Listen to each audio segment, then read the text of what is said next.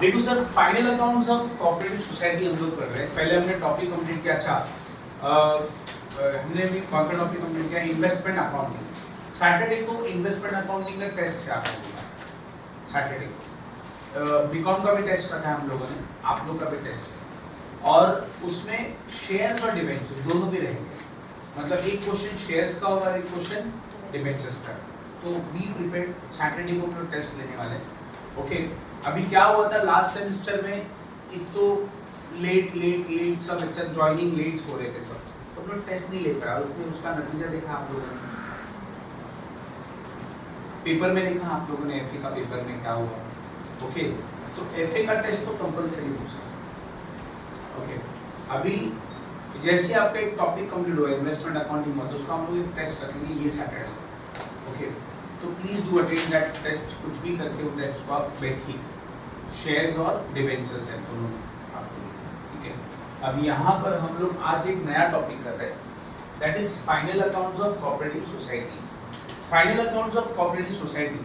अच्छा, यहाँ पर पहले तो मीनिंग समझेंगे कि कोऑपरेटिव सोसाइटी क्या होता है। What is cooperative society? Cooperative society क्या होता है? किसी ने सुना है कोऑपरेटिव सोसाइटी? कभी तो सुना होगा सर कोऑपरेटिव सोसाइटी, कभी तो आया होगा आपके सामने। देखो सर, कोऑपरेटिव सोसाइटी एक ऐसा ऑर्गेनाइजेशन होता है, it's a organisation which works for service provide करना उनका एम होता है।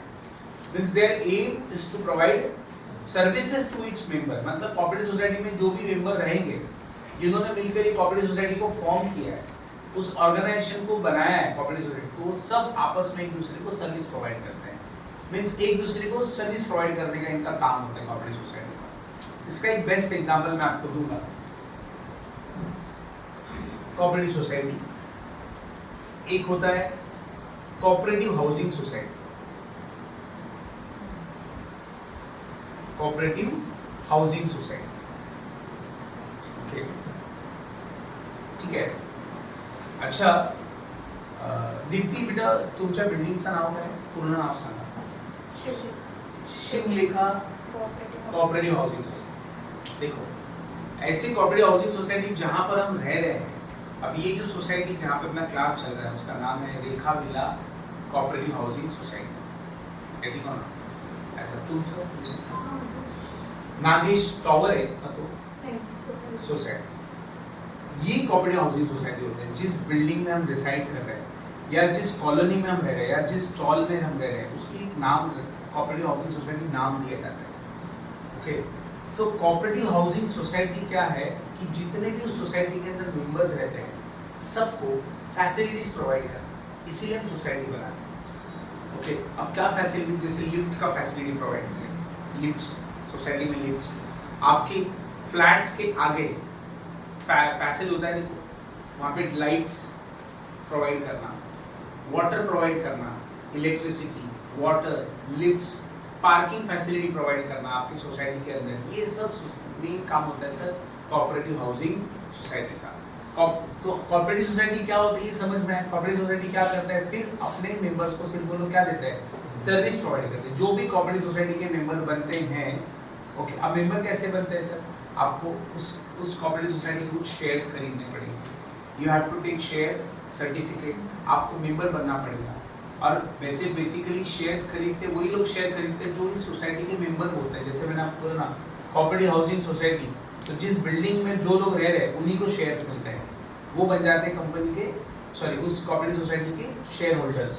ओके, अगेन हम टेलिंग, अभी शिवलेखा जैसे नाम लिया होगा, शिवलेखा कोऑपरेटिव हाउसिंग सोसाइटी, तो शिवलेखा कोऑपरेटिव हाउसिंग सोसाइटी में जितने भी लोग रह रहे हैं अंदर सोसाइटी के अंदर, उनको सोसाइटी में क्या दिया जाएगा? Share certificate. क्या दिया रहेगा सर? शेयर सर्टिफिकेट मिलता है कि आप इस सोसाइटी के मेंबर हो।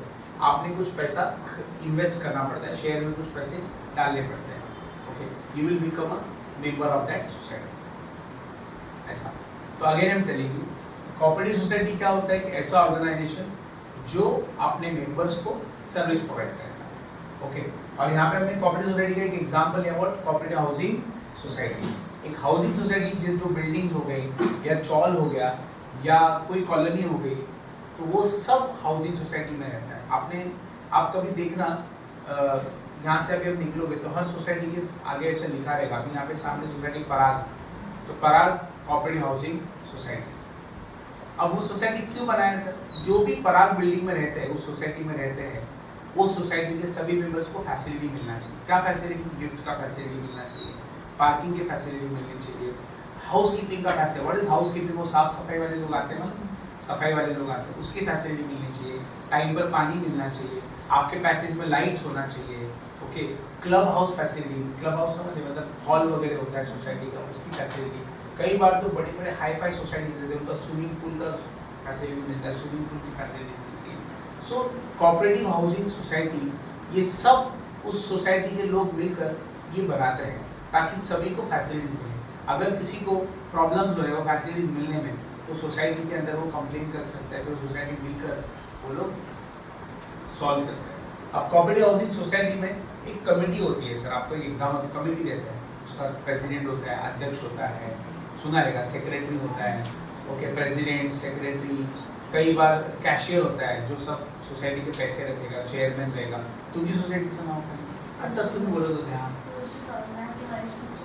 नहीं, तुम आता तुलसी भवन, तुलसी भवन कोऑपरेटिव हाउसिंग सोसाइटी। तो इसमें जितने भी लोग रह रहे हैं वो कोऑपरेटिव हाउसिंग सोसाइटी के मेंबर्स हैं। कैसे मेंबर बने सर? उन्होंने एक तो घर खरीदा वहाँ पे, प्लस उस सोसाइटी के शेयर्स खरीदे, and they will get a share certificate. तो आपको फिर उसका फैसिलिटीज मिलना चालू हो गया।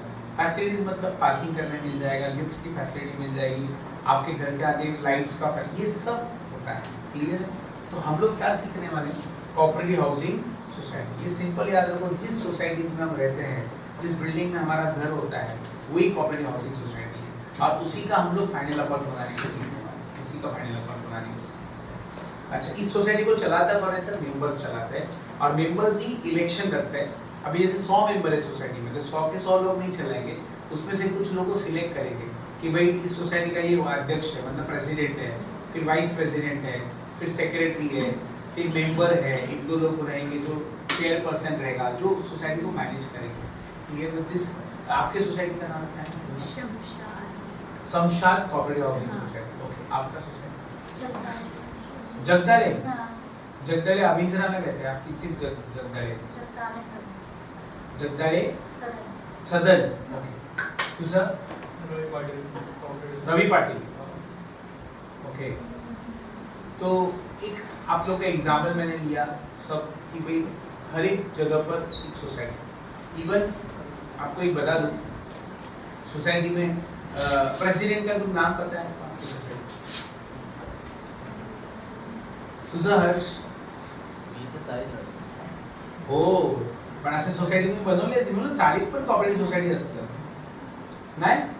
अरे वो लोग ने क्यों बनाया रहेगा मालूम है? मैं आपको अभी 40 को भी नाम देते हैं सर। 40 उसको नाम देगा और उसका ऐसा बोर्ड वगैरह रहता है सोसाइटी के। हाँ, मैं बता रहा हूँ ना, अभी हमें भी 40 में रहा हूँ सर, मुझे मालूम है। अभी हमारा Swami Samarth cooperative housing society था, Swami Samarth cooperative housing society म्हणजे एक अख्खी चाळ होती, जवळजवळ 24 घर होती, म्हणजे 12 इथे 12 इथे। आणि प्रॉपर उसको क्या था, वो सोसाइटी ने फिर क्या किया, धीरे धीरे मिलकर उन्होंने डेवलप किया। मतलब उनका एम क्या था सोसाइटी का, कि स्टॉल को बिल्डिंग में कन्वर्ट करते। तो 24 घर तो मिला, मतलब हम लोग को उधर घर मिला, और फिर ऊपर उन्होंने और फ्लोर्स बढ़ाया, मतलब बाहर के लोगों को भी बेचा। म्हणजे 2009ची गोष्ट मी सांगतो। तर सर चाल का भी कोऑपरेटिव सोसाइटी होता है, माझी स्वतःची होती स्वामी समर्थ कोऑपरेटिव सोसाइटी। हम लोग मतलब मैं तो मेंबर नहीं रहूँगा, लेकिन मेरे डैडी वगैरह सबने मिलकर एक मेंबरशिप उन्होंने लिया, एंड उन लोग का एम क्या था सर, इस स्टॉल को बिल्डिंग में कन्वर्ट किया कोऑपरेटिव सोसाइटी। अब वो अभी भी उसका नाम है, वहाँ पे 2 टावर बनाए सर उस तोड़कर, बड़ा बड़ा घर था। चॉल में तो एकदम बड़ा बड़ा घर था, अभी वो एकदम ऐसा 1 आर के जैसा हो गया। आता ते भाड़े नहीं दिए। म्हणजे नॉर्मली व्हाट हैपेंस, जब हम लोग को इस कोऑपरेटिव सोसाइटी, हाउसिंग सोसाइटी की बात है, देखो हाउसिंग सोसाइटी मेन एम क्या है, मेंबर्स को सर्विस देना है। क्या सर्विस? लिफ्ट्स का सर्विस देना है, हाउस कीपिंग का सर्विस देना है, लाइट्स प्रोवाइड करना है, पार्किंग प्रोवाइड करना है, क्लब हाउस प्रोवाइड करना है। क्लब हाउस मतलब हॉल वगैरह रहेगा, वो swimming pool, hi fi society तो स्विमिंग का फैसिलिटीज प्रोवाइड करना है, ये सब है। ओके, अच्छा, बट इनका पैसा कहाँ से आता है सर? कोऑपरेटिव हाउसिंग सोसाइटी का पैसा कहाँ से आता है? मेंबर्स ही मेंटेनन्स का पैसा भरते सर. ते लोक म्हणजे मेंटेनन्स चार्जेस असतात 3000 4000. काय मेंटेनन्स आता आहे म्हणजे 1,500 रुपये. मग 1,500 रुपये तू कधी बिल बघितलं 1,500चं?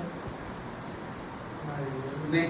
कभी 1,500 रुपये भरने को एक बिल आता है सर, और उस बिल के अंदर सब लिखा रहता है कि वो 1,500 के अंदर कौन सा चार्जेस है. मतलब लिफ्ट का चार्जेस कितना है, हाउसकीपिंग का चार्जेस कितना है, इलेक्ट्रिसिटी का चार्जेस कितना है, पार्किंग का चार्जेस कितना है, लेट फीस भी रहता है कभी कभी. लेट फीस म्हणजे जर तुम्ही वेळेवर मेंटेनन्स भरला नाही, टाइम पे मेंटेनन्स नहीं भरा तो उसका लेट फीस भी चार्ज करते हैं, इंटरेस्ट भी. तो नो डाउट आप कोऑपरेटिव सोसाइटी का पैसा ना से आएगा, मेंबर ही देते हैं, और वही मेंबर से लिया हुआ पैसा खर्चा करते हैं. इनका मेन सोर्स होता है. तो बताओ सर, ऑपरेटिंग हाउसिंग सोसाइटी का पैसा कहाँ से आएगा? मेंबर्स से मेंटेनेंस का पैसा लेते हैं, और उस मेंटेनेंस के पैसे को वो लोग एक्सपेंडिचर में डालते हैं. क्लियर है? तुमचा मेंटेनेंस किती आहे? 945. देखो 945 रुपए. अब 945 में क्या क्या होगा सर? 945 के अंदर लाइट बिल होगा, ओके, लिफ्ट से तो लिफ्ट का चार्जेस रहेगा, जो भी है वो सब आपको बाइफरकेट करके लेते हैं, और वही पैसा मेंबर से लेकर खर्चा कर देते हैं. पर याद रखो पूरा पैसा खर्चा नहीं करते. अभी जैसे 1,500 रुपये लिया इनसे, 1,500 पूरा खर्चा नहीं होगा, उसमें से कुछ पैसा फंड में डालते हैं. फंड रखते हैं मतलब सोसाइटी के काम के लिए, फ्यूचर के लिए. मतलब अभी सोसाइटी में समझो कोई मेंटेनेंस का काम हो गया, बड़ा सा काम, जैसे प्लास्टर वगैरह टूट रहा है घरों का, तो सर वो फंड को यूज करेंगे फ्यूचर के. तो मेंबर से दो टाइप का पैसा लिया जाता है. एक तो मेंटेनेंस इस साल का जो भी खर्चा है वो, और एक फंड के लिए पैसा जमा करते हैं. ओके, अभी आपको कुछ मेंटेनेंस वगैरह करना पड़ता नहीं.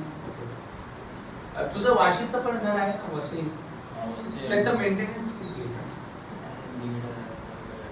1,500-2,000 असतील. तो उसमें कभी भी देखने का जो जितना भी पैसा आपसे लिया है ना, उसमें वाटर चार्जेस रहेगा, लिफ्ट चार्जेस रहेगा, पार्किंग चार्जेस असे असतील, आणि एक लास्टला फंडचे पण 100-200 रुपये घेतले असतील. मतलब 200-300 रुपये फंड का भी लेते हैं आपसे. क्यों? अभी सोसाइटी को ना शेड डालते हैं, शेड भी टेरेस पे देखो पत्रे डालते हैं, तो कहाँ से आता है पैसा? वो लोग लेबर से फंड्स का पैसा लेते रहते हैं, और धीरे धीरे 10-12 साल बाद जब फंड का पैसा ढेर सारा हो जाता है, फिर वो लोग कई बार बिल्डिंग को कलरिंग करते हैं, है ना, उसको मेजर रिपेयर बोलते हैं. क्या बोलते हैं सर?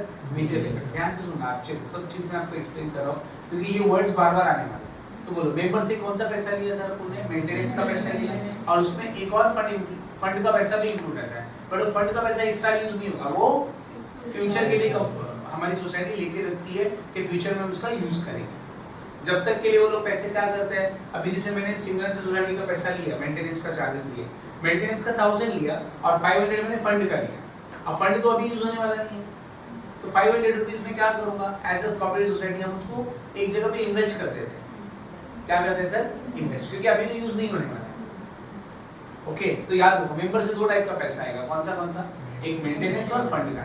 मेंटेनेंस मतलब जो खर्चा इस साल का है उसके लिए मैं पैसा ले लिया, और फंड का पैसा क्या होगा सर? फ्यूचर के लिए. और वो फंड को हम लोग तुरंत यूज नहीं करेंगे, उसको हम क्या करेंगे सर? इन्वेस्ट करके रखेंगे कहीं तो भी, और 10 साल बाद 15 साल बाद जब बिल्डिंग में कुछ काम निकलेगा बड़ा सा, तब उस फंड को यूज करेंगे.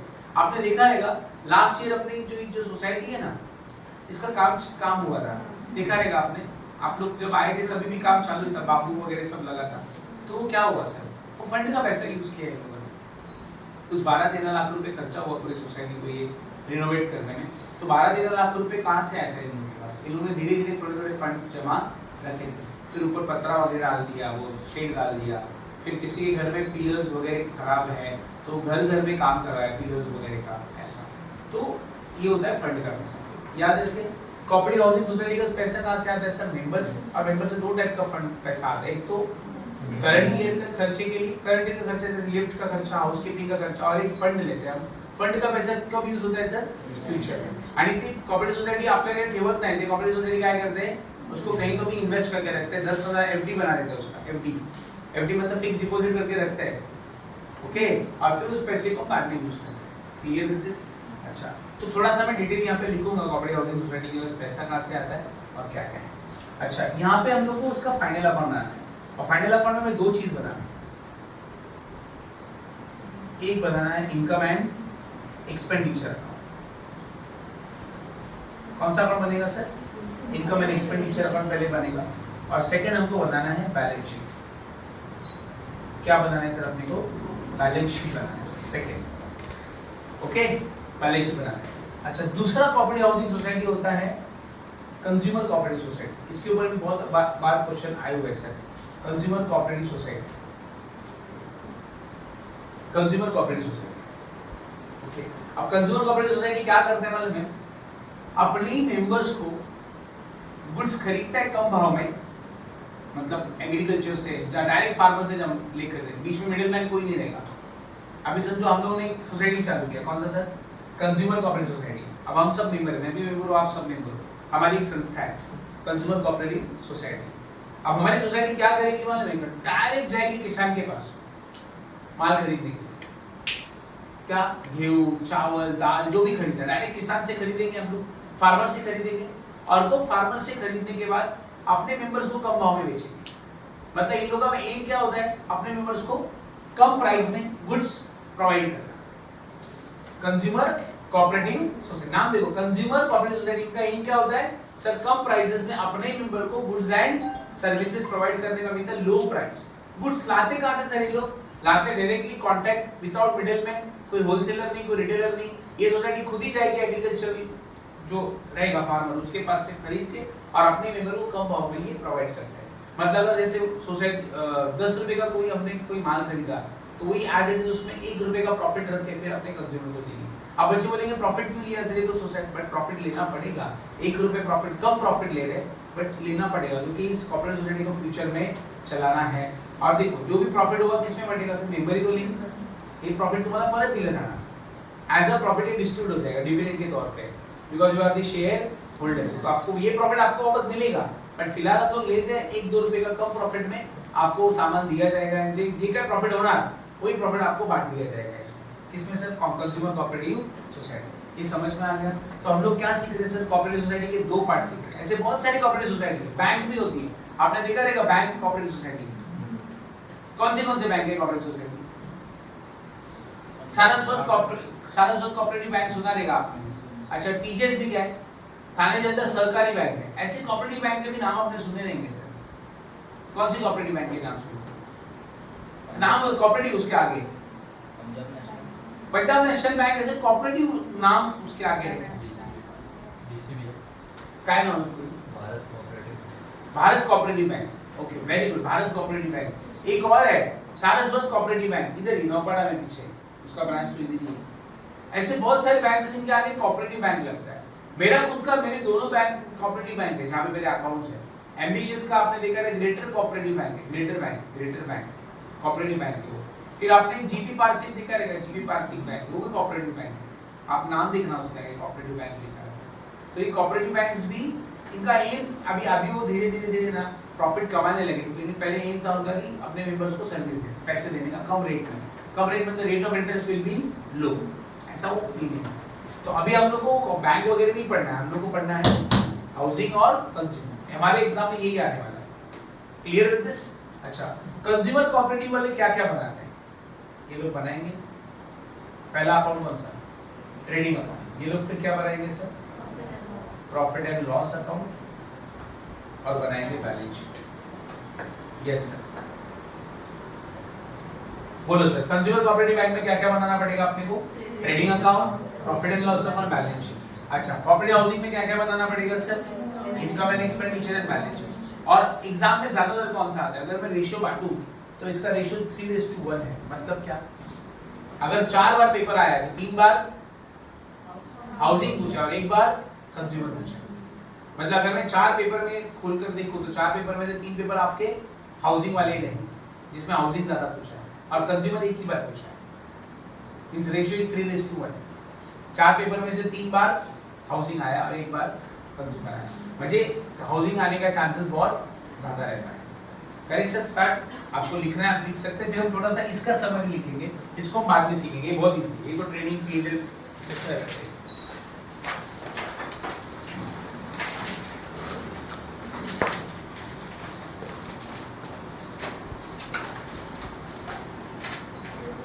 हाँ सर।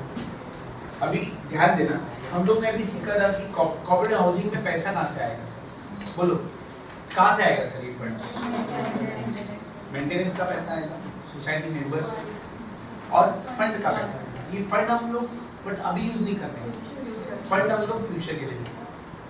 तो याद रखना मेंबर से यहाँ पे कलेक्शन मेंटेनेंस के लिए होगा, इस साल का जो मेंटेनेंस है उसके लिए, और कुछ फंड्स में पैसे जमा करेंगे मेंबर से, फंड्स लेंगे, funds will be for future use.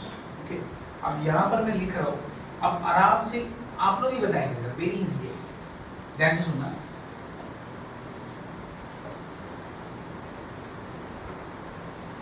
Yes, ध्यान से सुनना। यहाँ पे मैंने उसको नाम दे दिया collection from members, collection from members. Okay, अब आप मेंबर से हम कलेक्शन करते हैं तो इसमें दो टाइप का कलेक्शन होता है, एक तो मेंटेनेंस का, ओके, एक मेंटेनेंस होता है और एक फंड होता है। एक फंड का कलेक्शन होता है, फंड मींस व्हाट, वो क्यों लिया है सर ने फंड का पैसा? फ्यूचर यूज के लिए से आपको बिल्डिंग का रिपेयरिंग करना पड़ा, आपकी सोसाइटी का रिपेयरिंग करना पड़ा, ओके, मेजर रिपेयर जिसको बोलते हैं, या फिर हम लोगों को कोई एसेट खरीदना है, ओके, या बिल्डिंग को वापस से रिडेवलप करना है, तोड़कर पूरा वापस ना है, तो उसके लिए हम फंड जमा कराते हैं, शेड डालना है बिल्डिंग पे, उसके लिए फंड जमा करते हैं। और एक होता है सर मेंटेनेंस। अब इस मेंटेनेंस में दो टाइप का मेंटेनेंस है, याद रखना, मेंटेनेंस दो टाइप का होता है। एक तो होता है प्रॉपर्टी एक्सपेंसेस के लिए मेंटेनेंस, प्रॉपर्टी एक्सपेंसेस के लिए, ओके, या प्रॉपर्टी चार्जेस। एक होता है सर्विस चार्जेस। बोलो सर, मेंटेनेंस में दो पार्ट है सर, एक प्रॉपर्टी एक्सपेंसेस और एक सर्विस चार्जेस। इसमें एग्जांपल मैं आपको बताता हूं। हाँ, एक बस है 10 मिनट बस है। Property expenses, service charges. मैंने बोला श्रुति आप मुझे, मैं पे काउंट करा रहा हूं, आप मुझे वाटर चार्जेस दो, वाटर चार्जेस 150 रुपीज, ओके। आप मुझे लिफ्ट का पैसा दो सर, लिफ्ट की सर्विस हम दे रहे हैं आपको, लिफ्ट का पैसा दिया 200 रुपीज, गेटिंग और नॉट, लिफ्ट का पैसा बोल दिया। Electricity, common electricity, what is common electricity? आपके घर के आगे पैसेज है, कॉमन इलेक्ट्रिसिटी उसी को बोलते हैं, कॉमन, वो सबके लिए ना, अपने फ्लैट के आगे, बाजू वाले फ्लैट के आगे, सबके आगे कॉमन इलेक्ट्रिसिटी, उसका मैं आपसे 100 रुपीज ले रहा हूं, ओके। ये जो है ना बेटा, इसको मैं बोलूंगा प्रॉपर्टी एक्सपेंसेस। क्या बोलेंगे sir? Yes, collection from members for property expenses. क्या बोलेंगे sir? Collection from members for, बोलो सर, मेंटेनेंस कितने टाइप का होता है? दो टाइप का मेंटेनेंस होता है, पहले प्रॉपर्टी एक्सपेंस के लिए और दूसरा सर्विस चार्ज। तो वाटर का, लिफ्ट का, कॉमन इलेक्ट्रिसिटी, ये सब को हम किस में कैटेगराइज करेंगे? Property expenses. Means collection from member for property, इसको नाम क्या लिखेंगे sir? Collection from member for property expenses, collection from member for property expenses, ये सब आ गया। अच्छा, फिर मैंने बोला श्रुति, हमारी सोसाइटी में एक वॉचमैन रखा है, सिक्योरिटी है ना, उसकी भी सर 500 रुपए मुझे देने हैं, आपसे मैं 500 दूंगा, आपसे नहीं बहुत लोगों से लेंगे, लेकिन मैंने आपको बता। अच्छा, फिर मैंने बोला हाउस कीपिंग चाहिए सर, हाउस कीपिंग हो, साफ सफाई वाला, उसका भी 200 रुपीज मैं आपसे लेने वाला। टेल मी, इसको मैं क्या बोलूंगा मालूम है? Service charge. I am giving you services. ये प्रॉपर्टी से रिलेटेड नहीं, ये प्रॉपर्टी से रिलेटेड। वाटर, लिफ्ट, कॉमन, ये किसमें आएगा सर? Property expense. इसको बोलेंगे collection from member for property expenses. अरे समझ में आया? Clear with this? तो बोलो सर, मेंबर से 3 टाइप का कलेक्शन हो गया। 3 टाइप का कलेक्शन कैसे?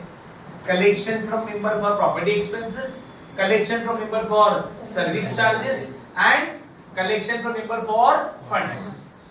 तो ये जो रहेगा ना, ये प्रॉपर्टी एक्सपेंस, इसको हम कहां पे शो करेंगे मालूम है? इनकम में। कहां पे शो करेंगे सर? इनकम। तो कभी भी याद रखो, collection from member for property expenses आया तो कहां जाएगा? इनकम में जाएगा, okay. Collection from member for service charges आया तो भी क्या बोलेंगे सर? इनकम में। ये दो टाइप के मेंटेनेंस होते हैं। अच्छा, collection from member for fund, ये इनकम में नहीं जाएगा,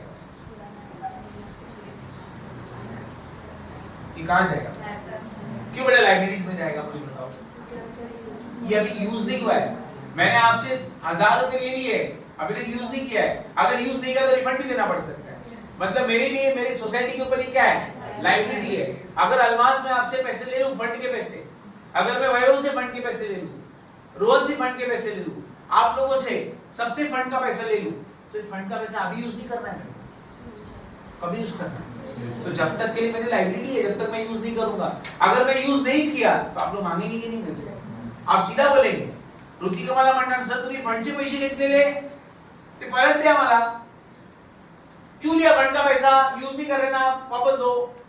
तो सोसाइटी क्या करेगा? मेंबर्स को रिटर्न देगा। तो फंड का पैसा हम कहाँ लिखेंगे? अच्छा, फंड किसके लिए हो सकता है सर? फंड का पैसा हम किसके लिए ले सकते हैं बेटा? हमारी बिल्डिंग को रीडेवलप करने के लिए, हमारी बिल्डिंग का रिपेयर। लेकिन मैं इस रिपेयर्स को क्या नाम दूंगा मालूम है? मेजर रिपेयर्स, या फिर कई बार हम सिंकिंग फंड बोलते हैं सर, इसको क्या बोलते हैं सर? Sinking fund. तो जो भी फंड का पैसा मेंबर से आएगा तो कहाँ लिखोगे बेटा? अच्छा मेरे को बताओ, collection from member for property expenses, ये आपके लिए क्या है? Income. Collection from member for service charges, ये भी क्या है? इनकम में लिखेंगे। और इसमें क्या क्या आ सकता है? वाटर चार्जेस प्रॉपर्टी में आएगा, लिफ्ट प्रॉपर्टी, कैटेगराइज करना पड़ेगा। समझ में आया? बोलो प्रॉपर्टी एक्सपेंसेस में हम क्या क्या चार्जेस ले सकते हैं? वाटर चार्जेस, लिफ्ट चार्जेस है। अच्छा, सर्विस चार्जेस के नाम पे क्या क्या ले सकते हैं? Housekeeping, okay.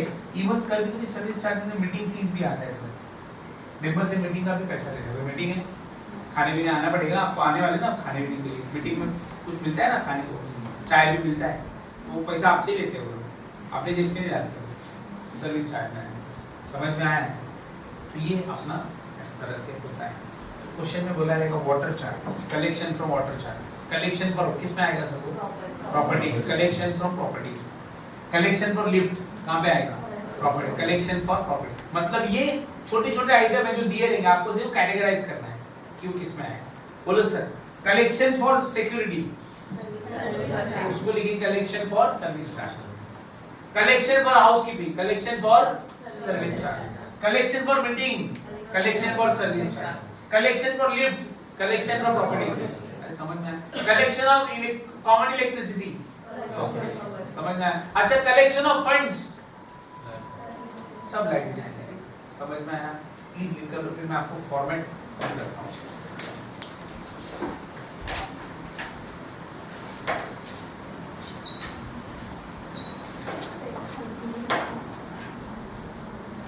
हाँ sir, collection from member for property expenses. देखो मैंने अभी आपको बताया, ये हेडिंग है sir, collection from member for property expenses. Means what?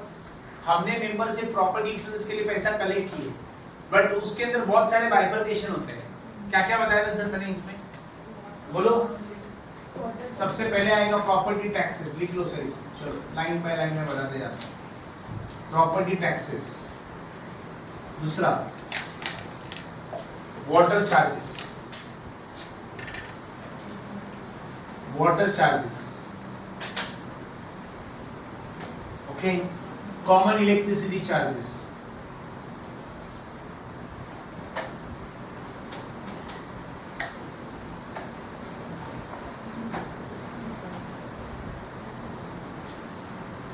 expenses on lifts,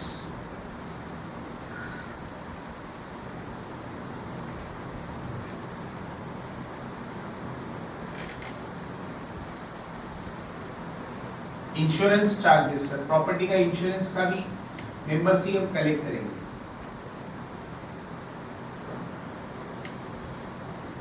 lease rent, ये मेंबर से कलेक्ट करना है सर।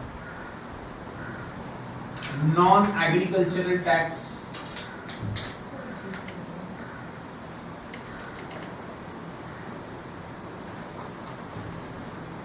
तो ये सब है।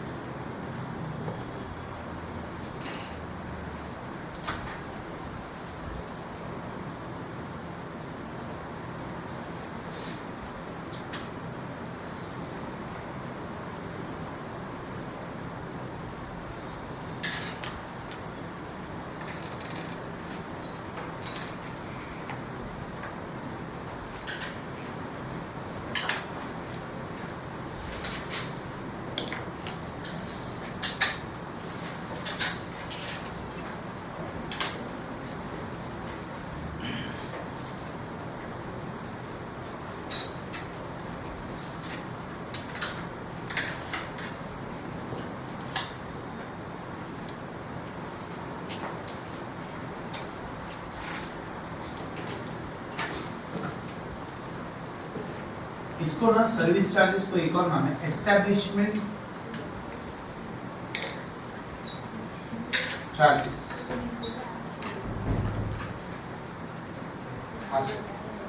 Establishment charges. अच्छा, इसमें मैंने क्या क्या बताया था सर, बताओ। अभी शॉर्ट में मैंने 2-3 आइटम बताए थे सर्विस चार्ज में। क्या क्या है? हाउसकीपिंग, सिक्योरिटी, मीटिंग, है ना? लिखो सर फटाफट। Housekeeping,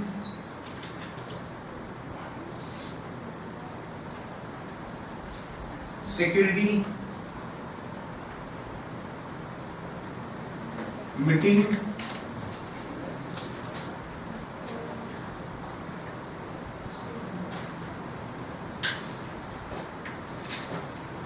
audit fees,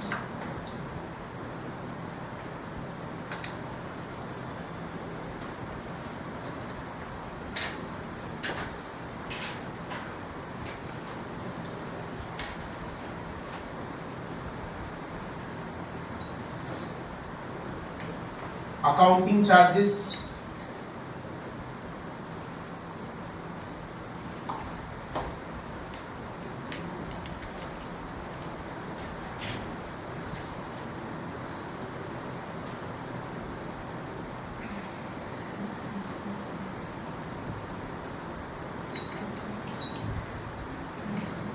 salaries,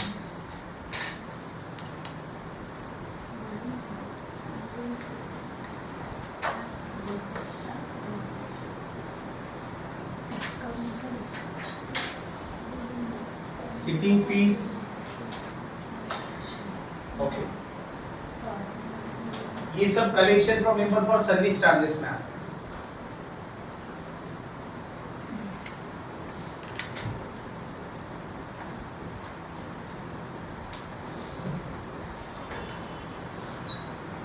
income में तीसरा पार्ट पढ़ रहे हैं सब लोग इनकम का।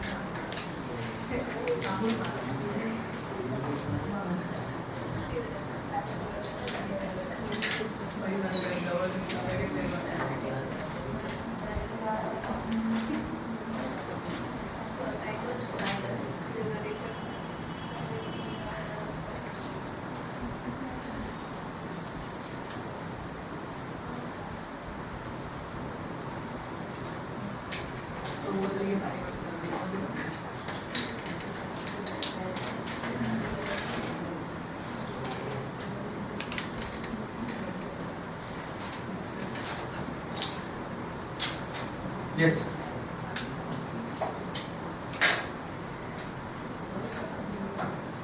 यस, इनकम के दो पार्ट और है सर इनकम में, इंटरेस्ट एंड डिविडेंड।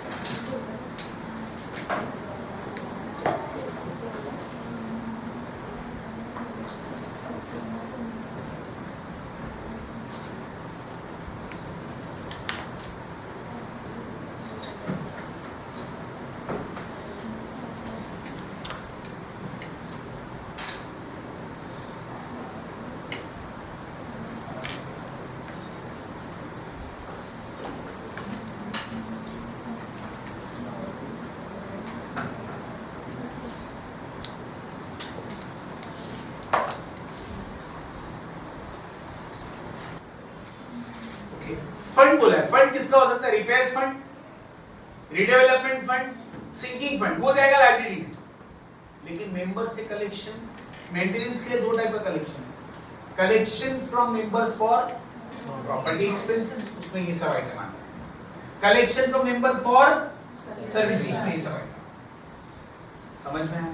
ये छोटे छोटे आइटम आपको दिए रहेंगे, आपको हेडिंग में डालना है। अपने पास इनकम में कितना हेडिंग है? 4 है। कौन सा पहले? Collection from member for property expenses, फिर दूसरा है collection from member for service charge, तीसरा है इंटरेस्ट एंड डिविडेंड्स, और चौथा है अदर। तो टोटल इनकम्स कितने सर हमारे पास? 4। कोई भी कोऑपरेटिव हाउसिंग सोसाइटी के पास 4 टाइप की इनकम्स आती है, collection from member for society charges, collection from member for service charges, उसको एस्टैब्लिशमेंट भी बोलते हैं, और इंटरेस्ट एंड डिविडेंड और अदर इनकम। अच्छा, अगर मैं आपसे कलेक्शन करता हूं वाटर के लिए, तो कहां पे जाएगा सर? Property expenses. आपका जो ये रहेगा ना, बिल आएगा ना, बिल उसमें लिखा रहेगा property expenses, water charges. Lift expenses कहां जाएगा सर? Property expenses. मतलब collection from member for property expenses में हम क्या क्या ले सकते हैं? प्रॉपर्टी टैक्स ले सकते हैं मेंबर से, वाटर चार्जेस ले सकते हैं, कॉमन इलेक्ट्रिसिटी चार्जेस ले सकते हैं मेंबर से, और क्या? Expenses on lift, okay, insurance, building का इंश्योरेंस करवाया सर, उसका चार्जेस, और क्या बोले थे? Lease rent. कई बार क्या होता है, मतलब हमने जो बिल्डिंग बनाया है ना, वो हमारी जमीन पर नहीं होता है, मतलब सोसाइटी का जमीन नहीं है, जमीन किसी और का है, मतलब लैंड किसी और का है, उस पे हमने बनाया, तो उसको हम लीज रेंट देते हैं। और लीज रेंट लेकर किससे देंगे? मेंबर से लेंगे लीज रेंट, और वो हम ओनर को देंगे। समझो अभी मेरी जमीन है सर, मेरा लैंड है, और मैंने सिमरन को बोला उस पे आप बिल्डिंग बनाओ और बेचो, बट मुझे हर महीने का लीज रेंट चाहिए आपसे, तो आप वो लीज रेंट अपने पॉकेट से थोड़ी ना बनेगा, you will take from the members, और वो आप मुझे देंगे लीज रेंट। अच्छा, उसके बाद नॉन एग्रीकल्चरल टैक्स, मतलब कभी-कभी जो हमारा जमीन होता है जिसमें हमने सोसाइटी बनाया, लैंड होता है, वो एग्रीकल्चर लैंड होता है। What is agriculture land? शेतकरी लोकांचा, फार्मर का लैंड था और उस पे हमने बिल्डिंग बनाया सर, लेकिन फार्मर का लैंड पे बिल्डिंग बनाना अलाउड नहीं है, तो उसको पहले नॉन एग्रीकल्चर बनाना पड़ेगा, उस लैंड को हम नॉन एग्रीकल्चर बनाएंगे, मतलब एग्रीकल्चर लैंड को कन्वर्ट करना पड़ेगा, किसमें? Non agriculture. क्या बोला, समझा? मतलब एक फार्मर के लैंड पे आप कभी भी बिल्डिंग नहीं बना सकते, तो आपको क्या करना पड़ेगा? उस लैंड, अभी वो लैंड क्या एग्रीकल्चर है, तो उसको क्या बनाना पड़ेगा? Non agriculture. We have to pay some tax to the government कि बाबा इसको एग्रीकल्चर से नॉन एग्रीकल्चर में कन्वर्ट करना है, तो ये लो टैक्स कुछ भर, तो टैक्स सोसाइटी भरेगी कहां से? समझ में आया? तो नॉन एग्रीकल्चर टैक्स, तो ये सब सोसाइटी चार्ज है, प्रॉपर्टी है। उसके बाद हम सर्विस चार्जेस का लेते हैं, जैसे कि मीटिंग है सोसाइटी में, ओके, सिक्योरिटी का, हाउसकीपिंग का, ऑडिट फीस, पता है अकाउंटिंग के लिए हमने कोई पर्सन रखा है जो हमारी सोसाइटी का पूरा अकाउंटिंग करेगा, उसके चार्जेस होंगे, ऑडिट फीस, सैलरीज है, ओके ओके। उसके बाद सिटिंग फी, और सिटिंग फी जो कमेटी होती है ना, कमेटी, उसको भी कुछ पैसे देने पड़ते हैं, सिटिंग फी उसको बोलते हैं। कमेटी फ्री में काम नहीं करती सर, उसको भी कुछ ना कुछ पैसे देने पड़ते हैं। तो मैंने जब भी बोला प्रॉपर्टी टैक्सेस, तो कहाँ पे जाएगा सर? वो property collection from member for property. Water charges बोला, तुरंत क्लिक करना है सर, ये तो वहाँ जाएगा, तो हेडिंग याद रखना है। टोटल कितनी हेडिंग है? कौन सी sir? Collection from member for property expenses, collection from member for yes, and interest and dividend में क्या आएगा? इंटरेस्ट ऑन, मैंने अभी आपको बताया ना, सोसाइटी कुछ पैसा सेव करके रखती है, तो उसका इंटरेस्ट सोसाइटी को मिलेगा, इंटरेस्ट ऑन और डिविडेंड, ये सब आपको मिलेगा। अच्छा, ट्रांसफर फीस मैंने अभी आपको बताया, समझो मैंने अपना प्रॉपर्टी किसी को बेच कर गया, तो गवर्नमेंट सोसाइटी क्या करती है, उससे कुछ ट्रांसफर फीस लेता है, ओके, दोनों से। अभी मैं आपको मेरा एग्जांपल बताता हूं, मैंने ना मेरा प्रॉपर्टी सेल किया, मेरा प्रॉपर्टी मैंने सेल किया और 30,000 रुपये लिया उन्होंने, 30,000 रुपीज लिया, तो 30,000 मुझसे ही नहीं लिया, 15 मैंने भरा और 15 ओनर, मतलब बायर ने, मैं सेलर को बायर है, हमने दोनों मिलकर 15 उस सोसाइटी को दिया। तो मतलब किस बात को बोले? Transfer fees. ये किसको पैसा मिला? सोसाइटी, कोऑपरेटिव सोसाइटी को कई बार ट्रांसफर फीस भी मिलता है, तब जब कोई सेलर अपना प्रॉपर्टी बेचकर जाता है तो ट्रांसफर फीस देता है, और ट्रांसफर फीस किसको भी दे सकता है, बायर भी दे सकता है, सेलर भी दे सकता है, सोसाइटी को उससे मतलब नहीं, सोसाइटी को सिर्फ ट्रांसफर फीस का पैसा चाहिए, ओके, ट्रांसफर फीस, समझ में आया? तो ट्रांसफर फीस कब लेती है बेटा? सोसाइटी जब कोई सेलर अपना प्रॉपर्टी किसी को बेच के जाता है, तो उसका ट्रांसफर फीस, ओके, समझ में आया? दूसरा क्या बोला सर, टावर रेंट। आपने कभी देखा सोसाइटी पर टावर्स होते हैं? टावर देखे आप? सोसाइटी में टावर्स नहीं देखते? रिलायंस का टावर रहता है, टोरेंट ऐसा सुना रहेगा आप लोगों ने, टाटा पावर का टावर। तो सोसाइटी को टावर लगाते हैं ना, तो सोसाइटी को रेंट मिलता है सर। अब समझो हमारी सोसाइटी 7 स्टोरी की सोसाइटी है साथ में, तो एक कंपनी ने उस पर टावर लगाया, तो फ्री में थोड़ी ना लगाएगी, हम लोग उससे क्या लेंगे, रेंट लेंगे। रिलायंस वाले बोले ठीक है टावर लगाया, रेंट दो, ओके, सोसाइटी उससे रेंट। वो टावर हो सकते हैं, वो टावर आपके इसके सिम कार्ड वगैरह जो रहते हैं ना, अपना नेटवर्क टावर हो सकते हैं, कोई केबल का टावर हो सकता है, तो वो टावर हमारी बिल्डिंग के ऊपर लगाया तो उसका rent. Next is what, society के अंदर स्क्रैप तो निकलते रहता है, स्क्रैप मतलब कुछ भंगार सोसाइटी में निकलते रहता है, तो वो भी हम बेच देते हैं। Clear with this? तो इनकम में कितने पार्ट्स हैं? पहला collection from members for property expenses, okay, उसमें क्या क्या आता है समझ में आया, प्रॉपर्टी का जो भी। उसके बाद सर्विस चार्ज, एस्टैब्लिशमेंट भी बोलते हैं, उसमें क्या क्या आ रहा है। Clear with this? अब हम आ जाते हैं एक्सपेंडिचर साइड। एक्सपेंडिचर साइड में भी पहला आएगा प्रॉपर्टी एक्सपेंसेस, सेम आइटम आएगा सर, जो यहाँ लिखे ना मैंने, वही सेम आइटम है। फिर आएगा एक्सपेंसेस के बाद, एक्सपेंसेस में दूसरा आइटम एस्टैब्लिशमेंट चार्जेस, ये एस्टैब्लिशमेंट एक्सपेंसेस, वो भी क्या होगा मालूम है, सेम रहेगा, ये इधर सेम। अच्छा, third others expenses. Other expenses में आएगा सबसे पहले हमारा क्या, व्हाट, डेप्रिसिएशन। और फोर्थ हमको यहाँ पे मिलेगा सरप्लस या फिर डेफिसिट। सरप्लस मतलब नेट प्रॉफिट और डेफिसिट मतलब लॉस। बोलो सर, एक्सपेंडिचर में कितने पार्ट? 4। पहला प्रॉपर्टी एक्सपेंसेस, दूसरा एस्टैब्लिशमेंट और अदर्स में डेफिसिट, और चौथा है सरप्लस और डेफिसिट। समझ में आया? अच्छा, आप बोलोगे सर यही आइटम यहाँ पे मैंने अभी आपको बताया, जो हम मेंबर से कलेक्ट करते हैं वही एक्सपेंडिचर करते हैं। प्रॉपर्टी टैक्सेस किससे लिया? ये लिया, यहाँ पे दिया। प्रॉपर्टी टैक्सेस इनकम में आया, वही प्रॉपर्टी टैक्सेस एक्सपेंडिचर में। क्यों बेटा? क्योंकि जो हमने प्रॉपर्टी टैक्सेस लिया है उसको क्या करेगी सोसाइटी? रख के रखेगी, अरे वो खर्चा करेगी बेटा। अच्छा, वाटर चार्जेस का पैसा लिया, क्या करेगी सोसाइटी? खर्चा करेगी। कॉमन इलेक्ट्रिसिटी आपसे लिया एडवांस मैंने, क्या करूं मैं? रखो अपने जेब में, क्या करूं बेटा? एक्सपेंडिचर है। और क्या बेटा? लिफ्ट का खर्चा लिया, लिफ्ट का खर्चा क्या करना पड़ेगा? ठीक है, मुझे ये अभी समझ में कैसे आएगा? ये तो कॉमन आइटम है, एक मिनट सुनो, कॉमन है। प्रॉपर्टी टैक्सेस इधर भी है, प्रॉपर्टी टैक्सेस इधर भी है, तो इनकम में कौन सा डालना है, एक्सपेंडिचर में कौन सा डालना है? अगर डेबिट में दिया तो एक्सपेंडिचर है, क्रेडिट में दिया तो इनकम। बोलो, प्रॉपर्टी टैक्सेस दोनों जगह पर आ रहा है ना बेटा, तो ये प्रॉपर्टी टैक्स क्रेडिट में दिया तो इनकम में जाएगा, और प्रॉपर्टी टैक्स डेबिट में दिया तो एक्सपेंडिचर में जाएगा। अरे क्या बोला, समझ में आया? अच्छा, वाटर चार्जेस, एक मिनट अलमाज बताना। वाटर चार्जेस हम लेते हैं मेंबर से और क्या करते हैं उसको? वाटर चार्जेस का पैसा खा जाते हैं। क्या करते हैं वाटर चार्जेस के पैसे को? पे करते हैं। वो वाटर चार्जेस का पैसा इनकम में भी आएगा और एक्सपेंडिचर में भी आएगा, बट पता कैसे चलेगा इनकम में कौन सा, एक्सपेंडिचर में कौन सा? डेबिट वाला एक्सपेंडिचर रहेगा और क्रेडिट वाला। अरे समझ में आया? अच्छा, सिक्योरिटी का पैसा इनकम में भी है और कहाँ जाएगा? एक्सपेंडिचर। ये क्या किया, पेपर से कलेक्ट किया और क्या करेंगे इधर? पे करेंगे। मतलब ये कलेक्शन और ये पेमेंट है। पता कैसे चलेगा कलेक्शन में कौन सा लिखना है? क्रेडिट में आया तो इनकम है और डेबिट में आया तो, समझ में आया? प्लीज यही आइटम यहाँ पे छाप लो फटाफट। मिलते हैं सर कल, हम लोग सम्स करेंगे इसके, ठीक है?